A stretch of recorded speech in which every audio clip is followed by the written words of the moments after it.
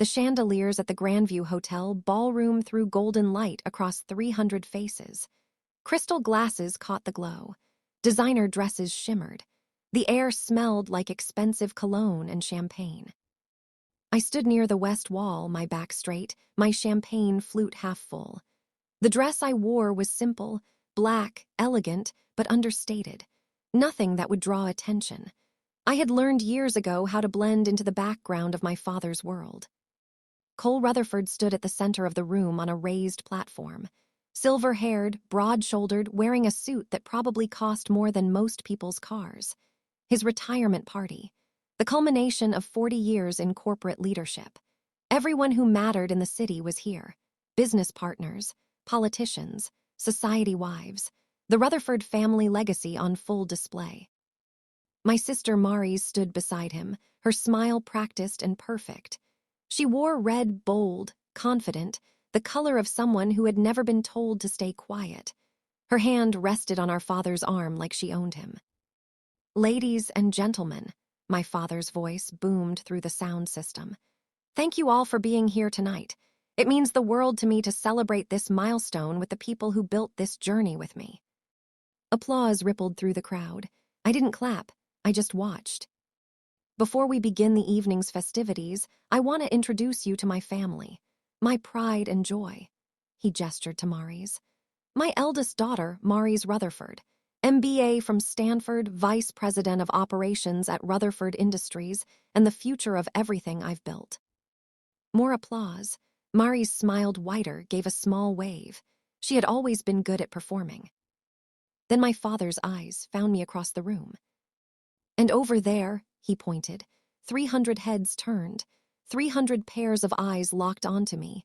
"That's my other daughter, Mira." I didn't move, didn't smile, just held his gaze. No degree, no direction, just freeloading off the family. Laughter erupted, not polite chuckles, real laughter, the kind that filled the room and bounced off the walls. Champagne glasses clinked. Someone near the front actually slapped their knee. I felt nothing, no heat in my cheeks, no trembling in my hands. I had expected this. Maybe not the exact words, but something like it. My father never missed an opportunity to remind everyone and me where I stood in the Rutherford hierarchy. I set my champagne flute on a nearby table. The crystal made a soft clink against the marble. Then I picked it up again. The laughter continued. My father grinned, soaking in the approval of his audience. Mary's looked uncomfortable for half a second before her smile returned. I walked forward, not toward the exit, toward the center of the room. The crowd parted. Conversations died mid-sentence. The laughter faded into confused silence. I stopped 10 feet from the platform, raised my glass, met my father's eyes. "Cheers," I said. My voice was calm, clear. "This is the last time any of you will see me." Then I turned and walked toward the exit. My heels clicked against the marble floor, each step deliberate, unhurried. The silence behind me was absolute. No one laughed now, no one spoke. I pushed through the double doors and stepped into the hotel corridor. The doors swung shut behind me, muffling the stunned quiet I had left in my wake. My phone buzzed in my clutch. I ignored it. I walked through the lobby, past the concierge desk, and out into the cool night air. The valet saw me coming and immediately went to retrieve my car. Behind me, through the hotel's glass walls, I could see shapes moving in the ballroom. People turning to each other, phones coming out, the gossip beginning. My car pulled up, a modest sedan, nothing flashy. The valet opened the door. I slid into the driver's seat, started the engine, and pulled away from the Grandview Hotel. In my rearview mirror, the building grew smaller. The golden light from the ballroom windows looked like fireflies in the dark. I didn't cry, didn't scream, didn't feel the satisfaction I thought I might. I just drove. Because everything I had just done, walking out, making that statement, leaving 300 people in shocked silence, wasn't the revenge. It was just the announcement that revenge had already happened. They just didn't know it yet. I was 7 years old when I learned I was invisible. Not literally, but in every way that mattered in the Rutherford house, I might as well have been. Our home was a sprawling estate on the north side of the city. 10 bedrooms, marble floors, a staircase that curved like something out of a movie. My mother used to say it looked like a palace. My father used to say it looked like success. Mari's was 9, already sharp, already confident. She had inherited our father's presence, the way he could walk into a room and command attention without saying a word. I was quieter, smaller. I liked books and puzzles. I liked sitting in the library while rain hit the windows. "Myra, come here," my father's voice from his office. I walked down the hall, my shoes squeaking on the polished floor. His office door was open. He sat behind his massive oak desk, papers spread in front of him. "Yes, Dad." "Your teacher called. She said you got 100% on your math test." I smiled. I studied really hard. He didn't look up from his papers. "Mari's got 105%, extra credit." My smile faded. "Oh.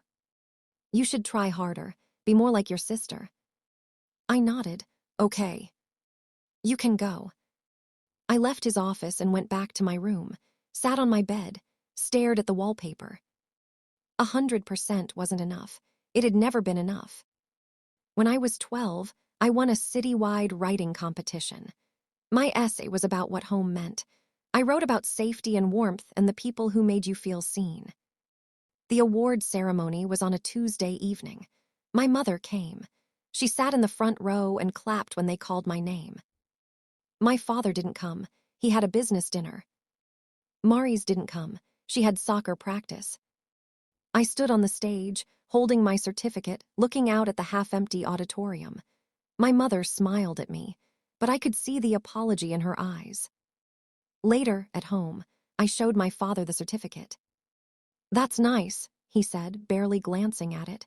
"Put it somewhere safe." Mari's walked past carrying a trophy. First place in the regional soccer finals. My father looked up, his whole face changed. "Is that the trophy? Let me see." He took it from her hands, examined it, beamed with pride. "This is incredible, Mari's. I'm so proud of you." I stood there holding my certificate, waiting. He never looked at me again. When I was 15, I taught myself to code. I spent hours in my room, laptop balanced on my knees, following tutorials and building small programs. It fascinated me, the logic, the problem solving, the way you could create something from nothing. I built a website for my mother's book club. Simple, clean, functional, she loved it. My father saw it once. "Why are you wasting time on this? You should be studying." "I am studying. I'm learning." Real studying, for real subjects, not playing around on the computer. Mari's was taking AP classes, honor roll, student council president. I was invisible. At 16, I stopped trying to be seen. I did my homework, got good grades, stayed quiet at family dinners. When Mari's talked about her college applications, Stanford, Harvard, Yale, everyone listened, asked questions, offered advice.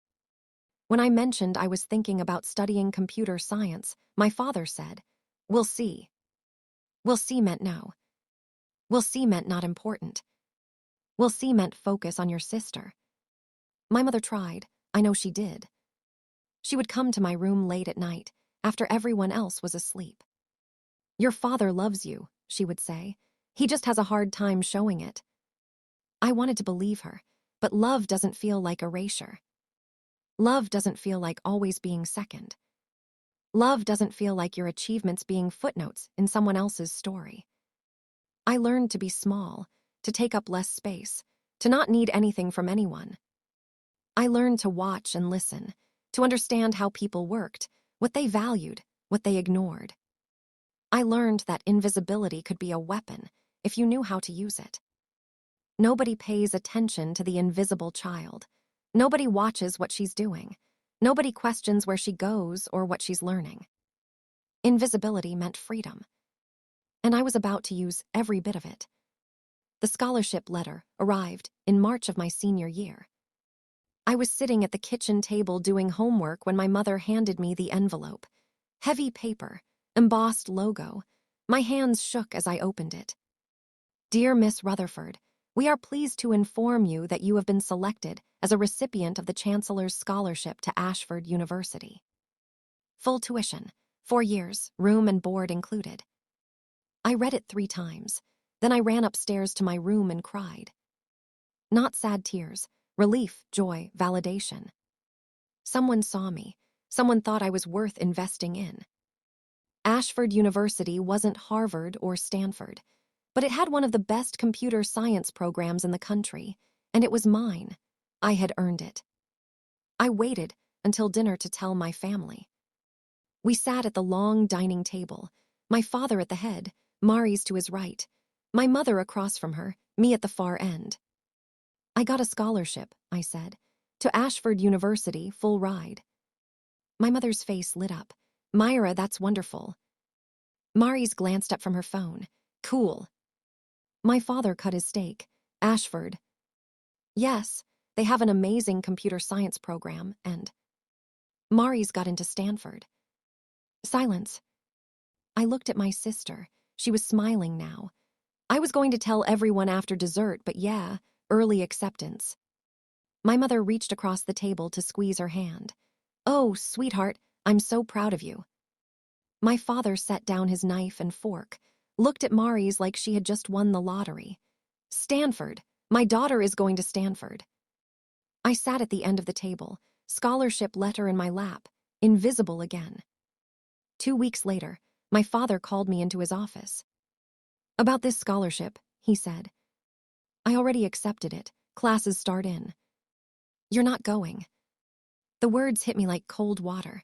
What? We can't afford it right now. The business is going through a transition. Mari's tuition at Stanford is expensive. We need to prioritize. But it's a full scholarship. It won't cost you anything. There are other expenses. Travel, books, living costs if you want to come home for holidays. I'll work. I'll cover those myself. He shook his head. The decision is made, Myra. You can go to community college for a year or 2, save money, then we'll revisit university.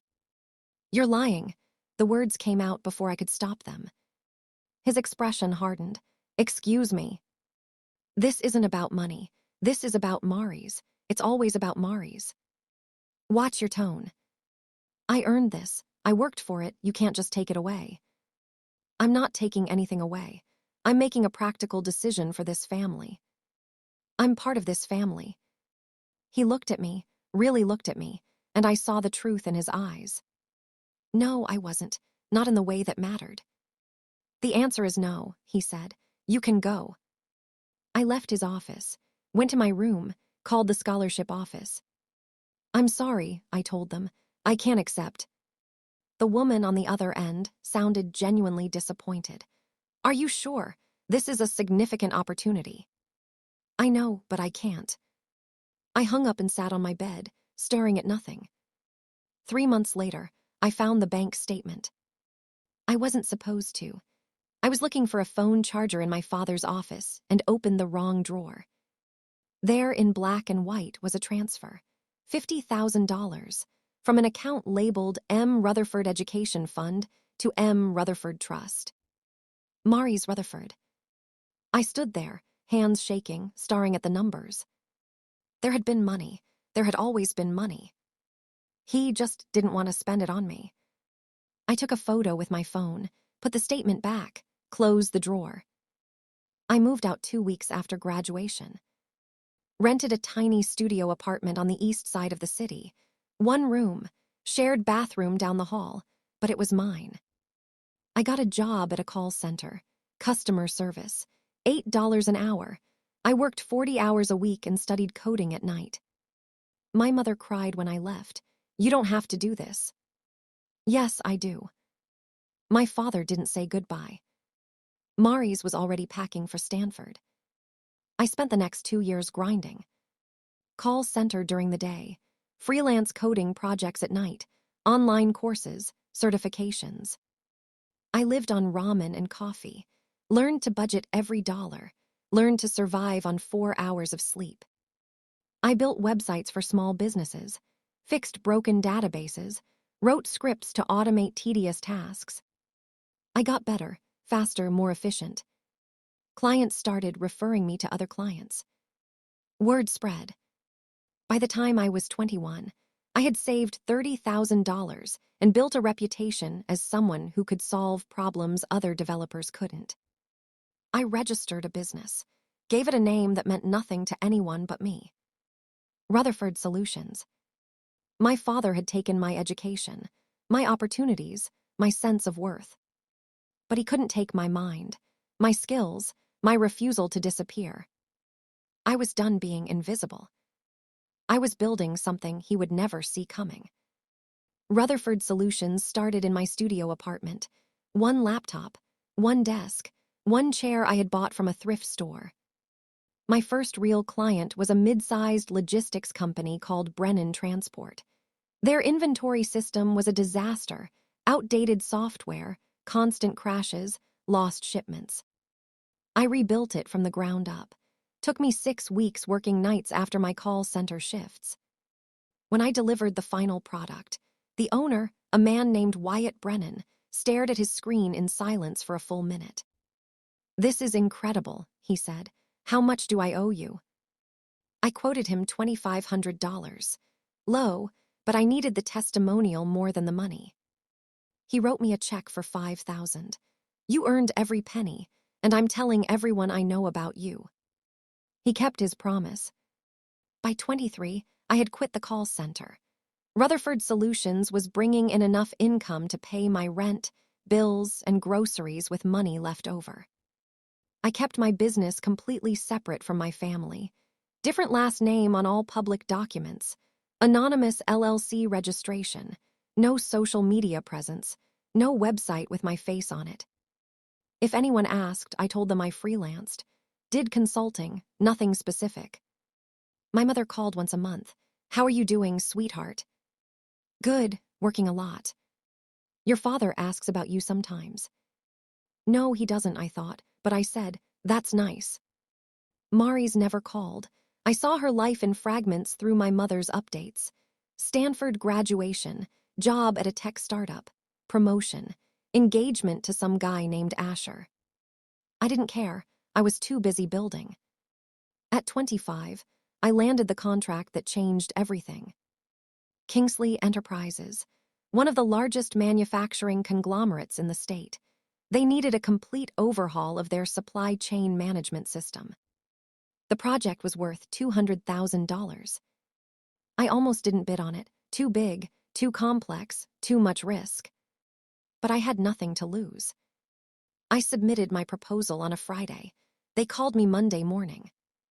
"We reviewed 15 proposals," the VP of operations told me. "Yours was the only one that actually understood the problem we're trying to solve. When can you start?"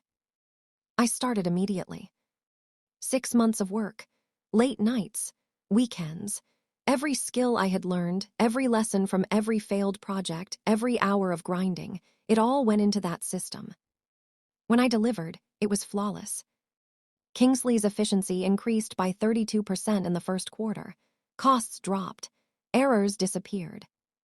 They paid me in full and immediately offered me a retainer for ongoing support. Then they did something even better. They told their competitors. By 27, Rutherford Solutions was managing contracts for 8 major companies. Revenue was north of $500,000 annually. I hired 2 subcontractors, rented a small office, bought furniture that didn't come from thrift stores. One of my clients was Prescott Holdings, a massive investment firm with operations across 3 states. I built them a data analytics platform that helped them identify investment opportunities faster than their competitors. The CEO, a woman named Sloane Prescott, invited me to lunch after the first successful quarter. "You're a ghost," she said, smiling. "No one knows who you are, you don't network, you don't attend conferences. How are you this good?" "I pay attention," I said. "I listen to what people need, then I build it." She nodded. "I like that, keep it up." As I was leaving, she handed me a business card. "If you ever need anything, references, connections, capital, call me." I tucked it into my wallet. At 28, I got a call from a company I recognized immediately. Rutherford Industries. My father's company. They needed help streamlining their logistics operations. Their current system was slow, expensive, and constantly breaking down. The HR manager on the phone had no idea who I was. Why would she? I had registered my business under my mother's maiden name, Whitlock. Myra Whitlock, not Myra Rutherford. "We've heard excellent things about Rutherford Solutions," she said. "Would you be interested in submitting a proposal?" I should have said no, should have walked away. But the irony was too perfect. "I'd be happy to," I said. I submitted the proposal. They accepted it. I built them a system that cut their operational costs by 18% and reduced delivery errors to almost zero. My father never knew it was me. At the quarterly board meeting, I heard through my contact in their accounting department. He praised the efficiency improvements. "Whoever this Rutherford Solutions is," he said, "they're worth every penny." I sat in my office, reading that email, and smiled. Around the same time, I received a letter from a law firm I didn't recognize. Inside was a notice about a trust. My grandmother, my father's mother, had passed away 2 years earlier. I had barely known her. She lived across the country and rarely visited. But apparently, she had left me something. $800,000 in a trust with my name on it, managed by a firm that had strict instructions not to inform my father or anyone else in the family. The letter included a note in her handwriting. "Myra, I see you. I always have. Use this to build the life you deserve. Nana." I read it 5 times. Someone had believed in me. Someone had seen past the invisibility. I transferred the money into a separate investment account. Let it grow. Didn't touch it. I didn't need it. Rutherford Solutions was thriving. But knowing it was there, knowing that someone somewhere had thought I was worth investing in, changed something inside me. At 29, I had built an empire my family didn't know existed. Revenue was approaching 7 figures, contracts with 12 major corporations, a team of 6 employees, an office with windows overlooking the city. I drove the same modest car, lived in a nicer apartment but nothing flashy, dressed well but not extravagantly. No one looked at me and saw wealth, saw power, saw success. I was still invisible. But this time, it was by choice. And I was about to use that invisibility to dismantle the man who had spent my entire life making me feel worthless. The invitation arrived in my mailbox 3 weeks before the retirement party. Heavy cardstock, gold embossing, formal script. "You are cordially invited to celebrate the retirement of Cole Rutherford." I almost threw it away. Then I saw the handwritten note at the bottom, my mother's handwriting. "Please come, sweetheart. It would mean so much to me. Mom." I held the invitation for a long time, turned it over in my hands. I hadn't been to a family event in 3 years, hadn't spoken to my father in longer. But my mother had asked, and despite everything, I couldn't say no to her. I RSVP'd yes. The weeks leading up to the party, I prepared. Not emotionally. I was past needing emotional preparation for my father's cruelty. I prepared legally. I pulled every contract Rutherford Solutions had with Rutherford Industries, read through every clause, every termination condition, every liability protection. I drafted termination notices, had my lawyer review them, confirmed that everything was airtight. I compiled financial records, proof of ownership, business registration documents. I organized the evidence of the scholarship fund theft I had discovered years ago. Bank statements, transfer records, dates that matched exactly with when Mari's trust had been funded. I built a case, not for court, for confrontation. Because I knew my father, I knew that humiliation wasn't enough. He would dismiss it, spin it, make himself the victim. But taking away something he needed, something he relied on without even knowing it. That would hurt. The night of the party, I stood in front of my mirror for 20 minutes. The black dress was perfect, simple, elegant, forgettable. I wanted to blend in, to be invisible one last time. I drove to the Grandview Hotel, parked in the back of the lot, walked through the lobby alone. Music drifted from the ballroom, laughter, conversation. I stepped inside and immediately moved to the west wall, found a spot where I could see everything but wouldn't be noticed. The room was exactly what I expected, wealth on display, power concentrated in clusters, my father's world in miniature. Mari stood near the center, talking to a group of executives. She looked radiant, confident. She had always belonged in rooms like this. I didn't recognize half the people, business associates, politicians, society figures who existed in the same circles my father orbited. A waiter offered me champagne. I took a glass. My father took the stage at 8. The room quieted. Everyone turned to face him. He looked the same, silver hair, broad shoulders, that presence that commanded attention. He started his speech, thanked everyone for coming, talked about his 40-year career, his accomplishments, his legacy. I didn't listen, I watched. Watched the way people hung on his words, the way they laughed at his jokes, the way they respected him. Then he introduced Mari's. The pride in his voice was unmistakable. This was his daughter, his real daughter, the one who mattered. Mari smiled, waved, soaked in the applause. Then his eyes found me. I saw the shift in his expression, the calculation, the setup. And over there, 300 people turned. I met his gaze, didn't blink. That's my other daughter, Mira. No degree, no direction, just freeloading off the family. The laughter was instant, loud, cruel in its casualness. I felt it wash over me, felt the eyes, the judgment, the dismissal. But I didn't feel shame, didn't feel embarrassment. I felt clarity. I set my champagne glass down, picked it up again. Walked forward. The crowd parted, the laughter faded. I stopped in the center of the room, raised my glass. Looked my father in the eye. "Cheers," I said. "This is the last time any of you will see me." The silence was immediate, complete. I turned, walked to the exit. My heels clicked against marble. Each step echoed.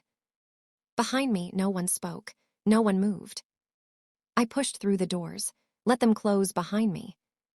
In the lobby, I pulled out my phone, opened my email, found the draft I had prepared. Subject, contract termination notice, Rutherford Industries. I hit send. Then I walked outside, got in my car and drove away. My phone started buzzing 10 minutes later. My mother, Mari's, unknown numbers. I ignored them all. At home, I poured a glass of wine, sat on my couch, stared out the window at the city lights. I thought about my father's face when he realized what I had just done. I thought about the scramble that would happen Monday morning when his operations team discovered their primary logistics system was being pulled. I thought about Mari's trying to understand how her useless sister had just crippled their father's company. I thought about invisibility, about being underestimated, about the power that came from no one seeing you coming.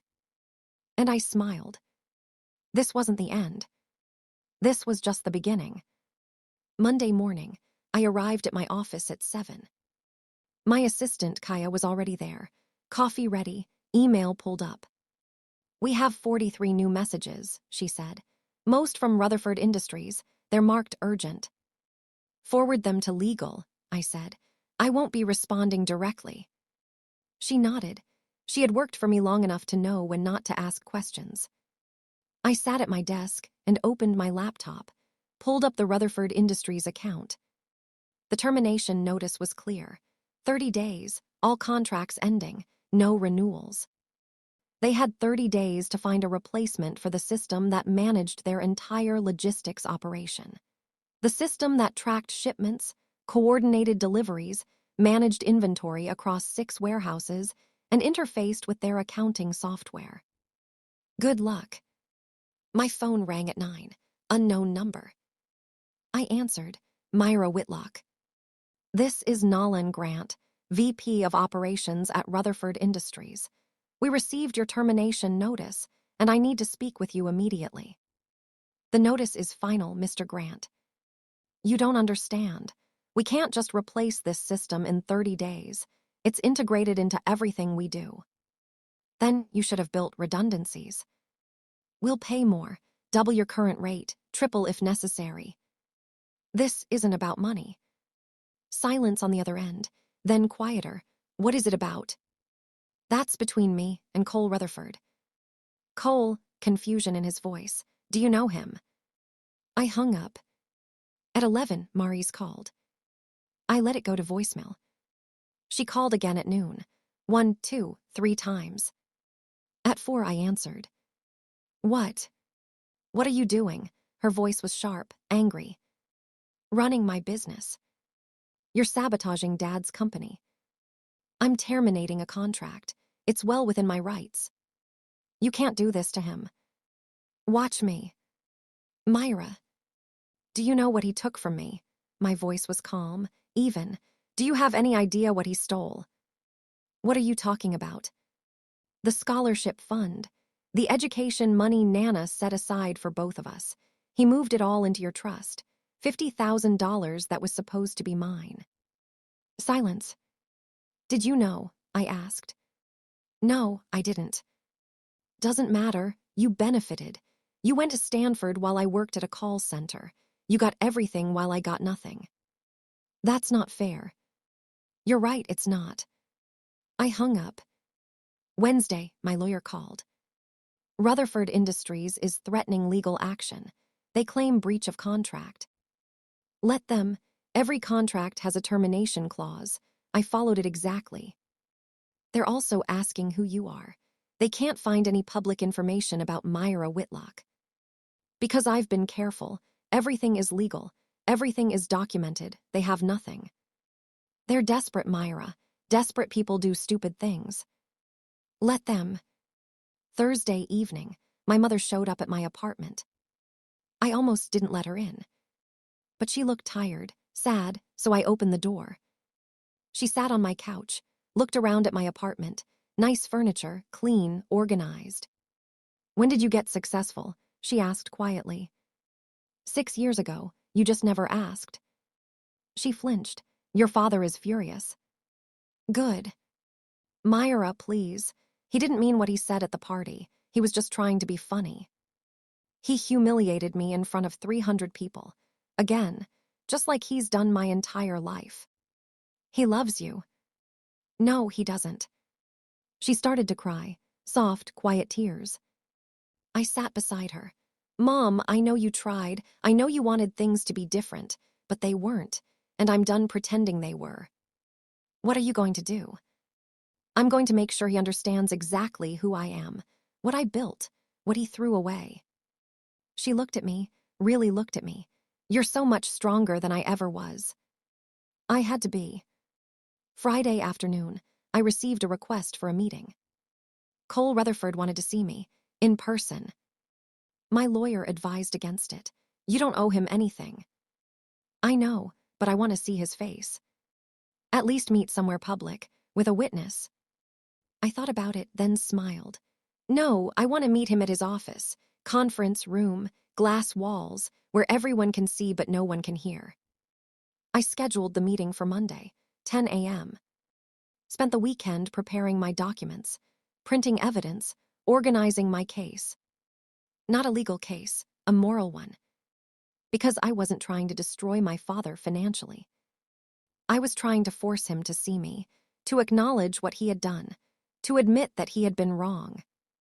I wanted him to understand that the daughter he dismissed, the child he made invisible, had built something he could never touch. And I wanted him to know that every bit of success he enjoyed from Rutherford Solutions, every efficiency gain, every cost reduction, every compliment he had received, came from me. The daughter, he said, had no direction. The daughter, he said, was freeloading. The daughter who had been carrying his company without him even knowing it. Monday morning, I put on my best suit. Gray, professional, powerful. I drove to Rutherford Industries, parked in visitor parking, walked through the lobby like I owned it. Because in a very real way, I did. The Rutherford Industries building was all glass and steel, 12 stories, modern architecture, the kind of building designed to impress. I had never been inside. The lobby receptionist looked up as I approached. "Can I help you?" "I have a meeting with Cole Rutherford, 10 a.m. She checked her computer. Name: Mira Whitlock. Recognition flickered across her face. She had probably heard my name whispered in break rooms all week. One moment, she picked up her phone, spoke quietly, hung up. 10th floor, conference room B. Someone will meet you at the elevator. I rode the elevator up, watched the floors tick by. The doors opened. A young assistant stood waiting. She looked nervous. "Miss Whitlock, this way, please." She led me down a hallway, glass-walled conference rooms on both sides, people working at desks. Some looked up as I passed. Conference room B was at the end, large, glass walls facing the entire floor. Anyone could see in, but the room was soundproof. Perfect. My father sat at the head of the table, alone. The assistant opened the door. I stepped inside. She closed it behind me. My father and I stared at each other. He looked older than he had at the party, tired. The confidence I remembered was still there, but it was strained. "Sit," he said. I stayed standing, set my briefcase on the table, opened it, pulled out a folder. "We need to talk about your termination notice," he started. "No, we need to talk about the scholarship fund." His expression shifted. "What?" I opened the folder, slid the bank statements across the table. He looked down. I watched his face change as he recognized them. "You stole $50,000 from me," I said. "Money Nana set aside for my education. You moved it to Mari's trust and told me we couldn't afford to send me to college. That was a family decision. It was theft. You don't understand the financial pressures we were under. You sent Mari's to Stanford. You bought a vacation house in Aspen that same year. Don't lie to me about money." He stood up. "I made the best choice for this family." "You made the best choice for Mari's. You sacrificed me so she could have everything. She was the better investment." The words hung in the air. I felt something cold settle in my chest. "Say that again," I said quietly. He seemed to realize what he had just admitted, tried to backtrack. "I didn't mean." "Yes, you did." I pulled out another folder, slid it across the table. "Do you know what this is?" He opened it, stared at the papers inside. "Business registration, tax documents, client contracts." "Rutherford Solutions," I said. "The company that rebuilt your logistics system. The company you praised at board meetings. The company that saved you millions in operational costs." His eyes widened. "That's my company." Silence. "I built it from nothing, with no help from you, no college degree, no family money, just skills I taught myself because you couldn't be bothered to invest in me. Myra, for 6 years I've been running operations you depend on, and you had no idea, because you never bothered to look. You never asked what I was doing. You just assumed I was useless." He sat down slowly. "And now," I continued, "I'm pulling every contract, every system, every piece of infrastructure I built for you. You have 30 days to replace it all. You can't do this." "I already have." "We'll sue." "Try, everything is documented. Every contract has a termination clause I followed to the letter. You'll lose, and you'll look desperate doing it." He stared at me. I saw the gears turning, saw him trying to find leverage, an angle. "What do you want?" he asked finally. "Nothing. Everyone wants something. Money, a position in the company, name it." "I don't want anything from you. I never did. I just wanted you to see me." I closed my briefcase, picked it up. "You called me a freeloader in front of 300 people, told them I had no direction, made them laugh at me." I walked to the door, stopped, turned back. "But I'm not the one who's lost. You are.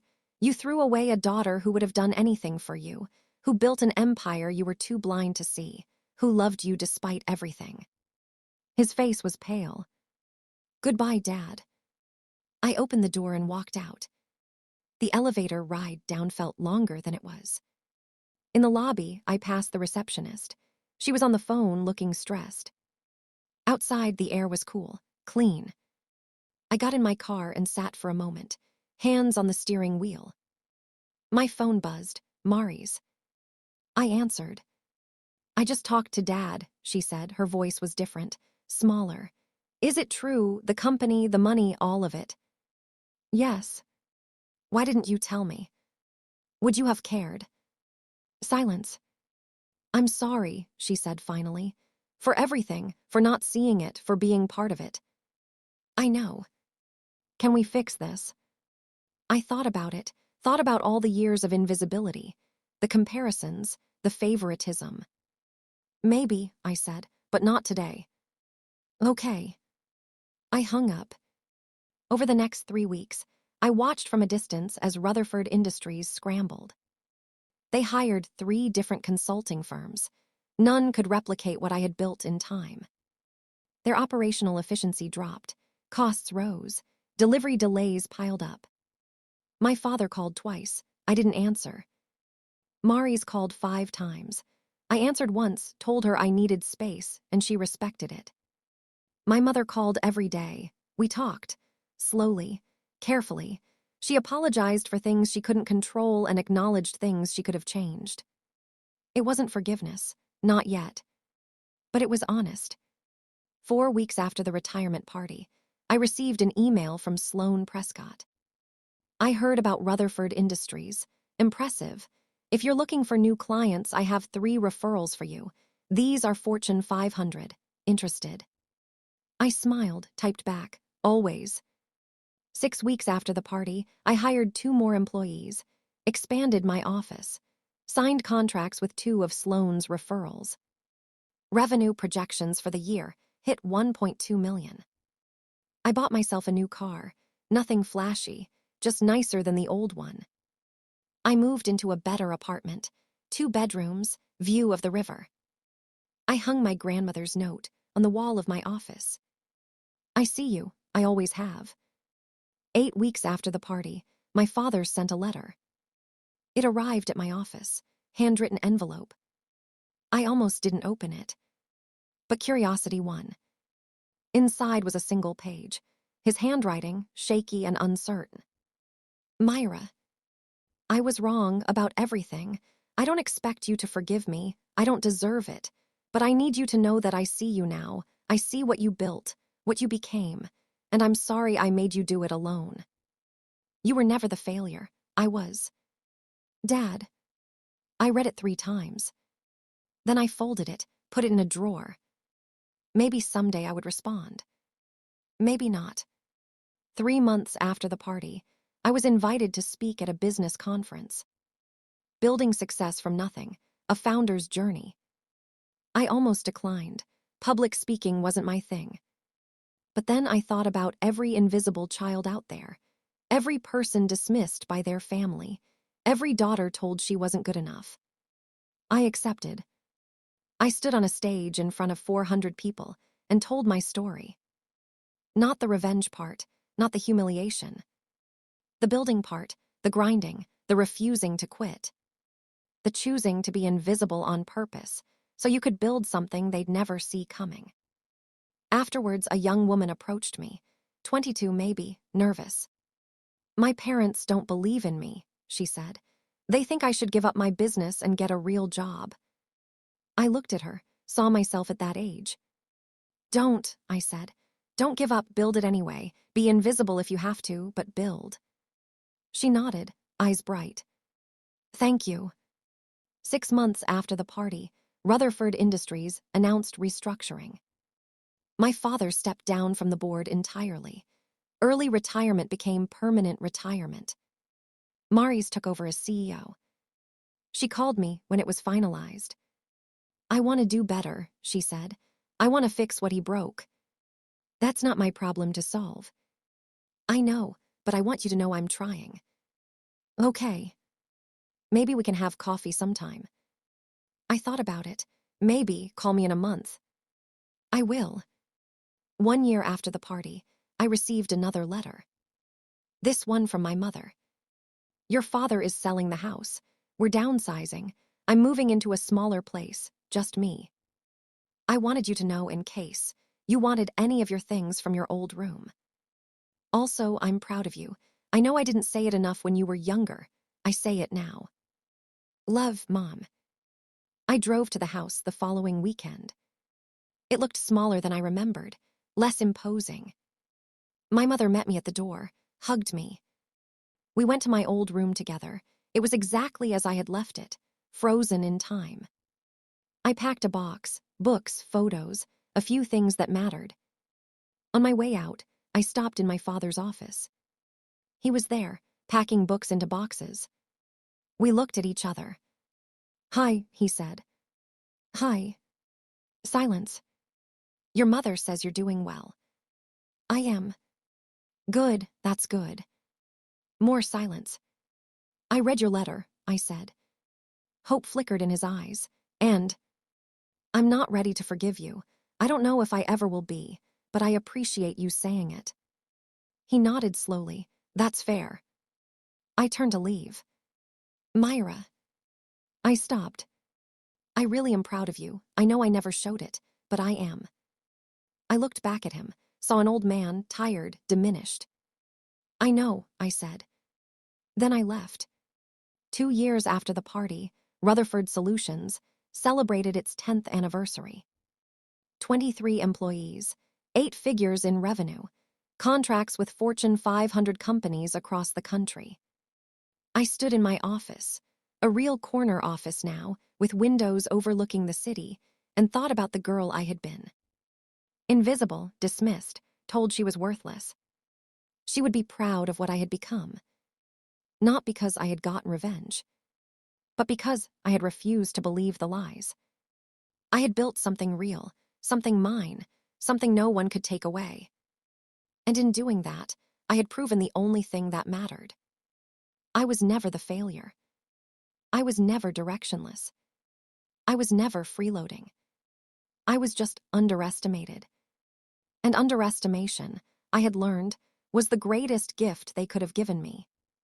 Because no one sees you coming when they think you're not worth watching. And by the time they realize their mistake, you're already gone. Already free. Already winning. I smiled, turned back to my desk, back to work. There were companies to build, people to help, success to create. And this time, I was doing it exactly the way I wanted. Visible or invisible. It didn't matter anymore. Because I knew who I was. And that was enough.